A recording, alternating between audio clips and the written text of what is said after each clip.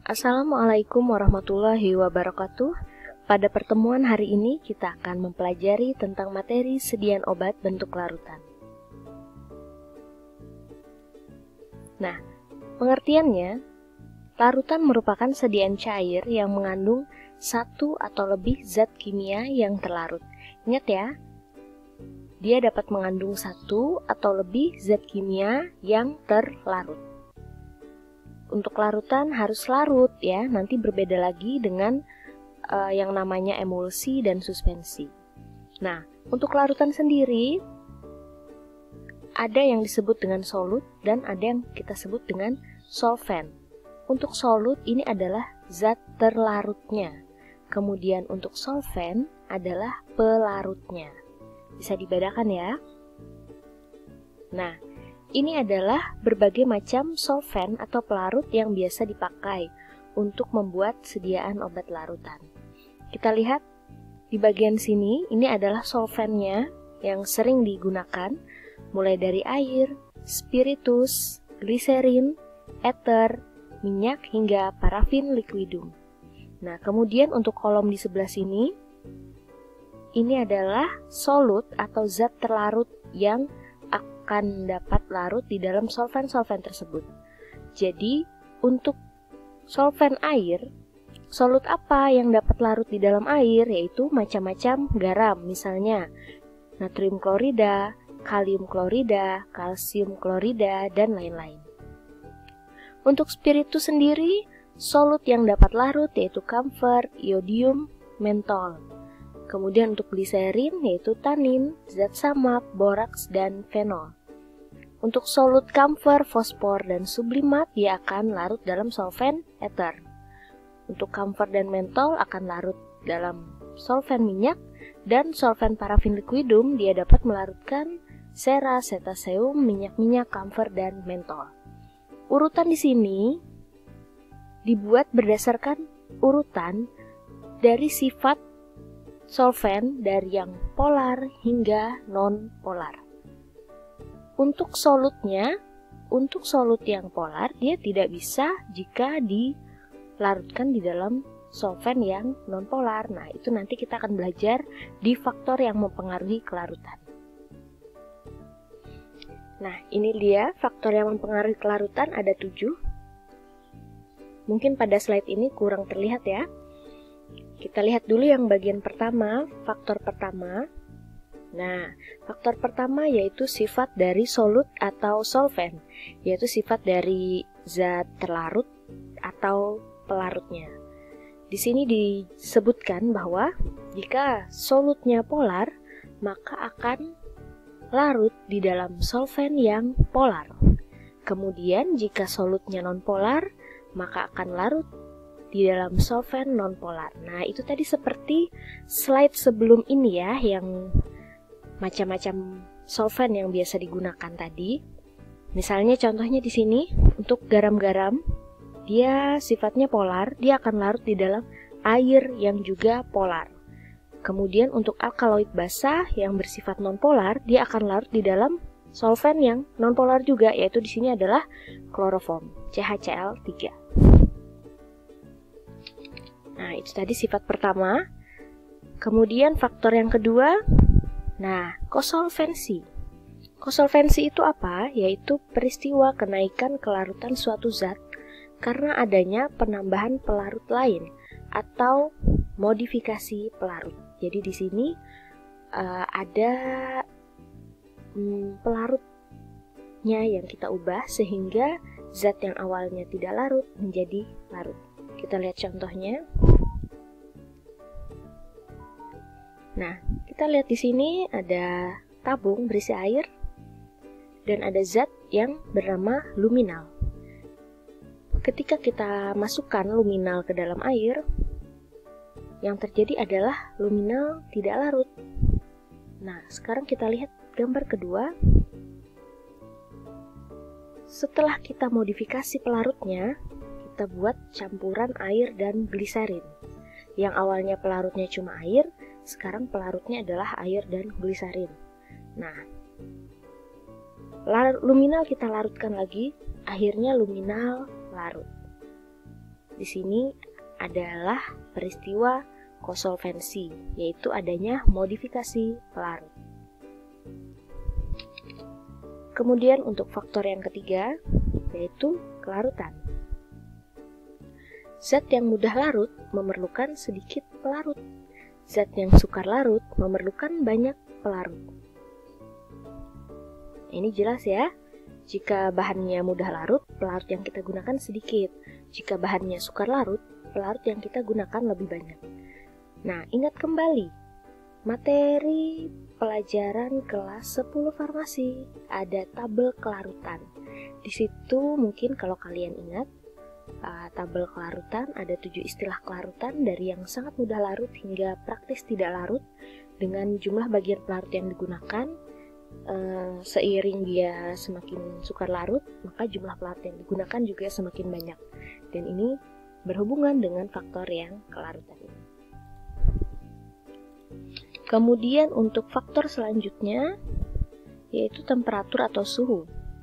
Untuk temperatur ada 2 jenis sifat, yaitu endotherm dan exotherm. Untuk sifat endotherm, suatu zat akan bertambah larut bila suhunya dinaikkan. Pada proses kelarutannya membutuhkan panas. Jadi misalkan saja ketika kita membuat air teh dengan gula. Ketika kita menggunakan air panas, maka gulanya akan cepat larut. Tapi ketika menggunakan air biasa, air dingin, gulanya lambat larutnya. Nah, ini yaitu merupakan contoh dari peristiwa endotherm. Kemudian untuk exotherm sendiri, kebalikan dari endotherm. Kalau endotherm tadi, proses kelarutan membutuhkan panas, tapi pada peristiwa exotherm, proses kelarutannya menghasilkan panas. Jadi, kenaikan temperatur dia malah menyebabkan tidak larut. Contoh zatnya yaitu kalium sulfat, kalium hidroksida, kalsium difosfat, kalsium gliserofosfat, minyak atsiri, dan gas-gas yang larut. Jadi, untuk zat-zat ini ketika kita larutkan, dia bukannya memerlukan panas, tapi dengan air biasa kita larutkan, dia malah menghasilkan larutan yang panas.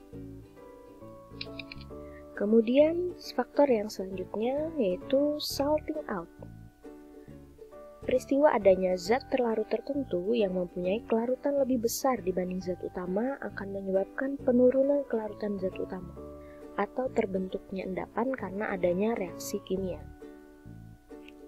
Kita lihat contohnya di sini pada gambar pertama ini. Ada tabung berisi air lagi dan zatnya minyak atsiri yang akan kita larutkan ke dalam air. Masih larut. Ya. Nah, pada gambar kedua, larutan yang akhirnya berisi air dan minyak atsiri yang sudah kita larutkan tadi, kita tambahkan lagi dengan NaCl atau natrium klorida, di mana natrium klorida ini memiliki kelarutan yang lebih besar dibandingkan zat utama, yaitu minyak atsiri tadi sebagai zat utama.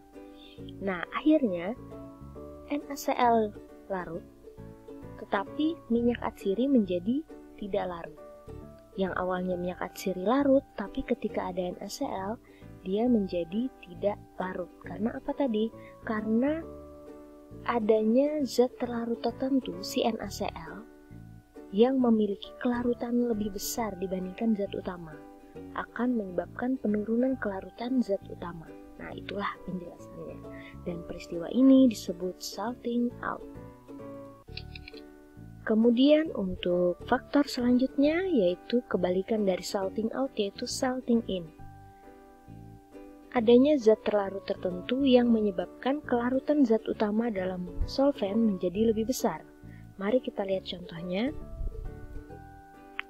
Pada gambar ada air dengan zat utamanya adalah riboflavin. Tetapi riboflavin tidak larut di dalam air. Nah, pada gambar kedua ini kita menggunakan bantuan dari zat lain, yaitu nikotinamidum. Zat terlarut tertentunya nikotinamidum. Nah, nikotinamidum ini akan menyebabkan kelarutan riboflavin di dalam air menjadi lebih besar. Jadi akhirnya berkat adanya nikotinamidum, riboflavin yang awalnya tidak larut menjadi larut. Ini peristiwanya disebut salting in. Untuk faktor yang terakhir yaitu pembentukan kompleks. Peristiwa terjadinya interaksi antara senyawa yang tidak larut dengan zat yang larut dengan membentuk garam kompleks. Kita lihat pada gambar pertama, pelarutnya ada air dan yang akan kita larutkan adalah iodium. Tetapi iodium tidak larut di dalam air. Nah, pada gambar kedua kita memiliki zat lain yaitu kalium iodida yang akan larut dalam air. Kalium iodida ini dia larut di dalam air. Nah, kemudian pada gambar ketiga, hasil kelarutan kalium iodida dalam air, kita gunakan lagi larutan ini. Lalu iodium yang tidak larut tadi kita tambahkan ke dalam larutan sini. Akhirnya iodium menjadi larut. Kenapa dia akhirnya menjadi larut? Karena dia terbentuk garam kompleks. Membentuk larutan atau membentuk senyawa kompleks, iodium. Nah, itu tadi 7 faktor yang mempengaruhi kelarutan. Nah, sekarang pada slide ini kita lihat adalah kecepatan kelarutan dipengaruhi oleh 3 hal. Yang pertama yaitu ukuran partikel, suhu, dan pengadukan. Kita lihat di sini pada ukuran partikel, makin halus solut, makin kecil ukuran partikel, makin luas permukaan solut yang kontak dengan solvent, solut makin cepat larut. Misalnya, kalian bandingkan saja gula batu dengan gula pasir.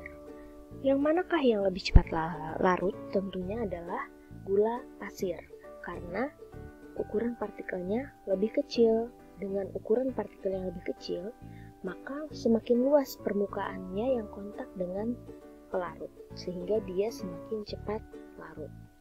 Kemudian suhu. Umumnya kenaikan suhu akan menambah kelarutan solut. Bayangkan jika kalian membuat teh panas. Jika kalian membuat teh, kalian gunakan air panas sehingga teh dan gulanya cepat larut. Tetapi ketika kalian menggunakan air dingin, air biasa, teh dan gulanya akan lambat larut. Kemudian untuk terakhir pengadukan. Semakin cepat pengadukan, maka akan semakin larut. Bayangkan lagi ketika kalian membuat teh dengan gula yang ada di dalam air teh, jika kalian aduk akan semakin cepat larut. Tetapi jika kalian diamkan saja, tidak diaduk, apakah gulanya akan larut? Larut, tetapi lambat. Nah, inilah tadi kecepatan kelarutan yang dipengaruhi oleh 3 hal. Ya, untuk materi kali ini kita sampai di sini dulu ya. Terima kasih perhatiannya. Assalamualaikum warahmatullahi wabarakatuh.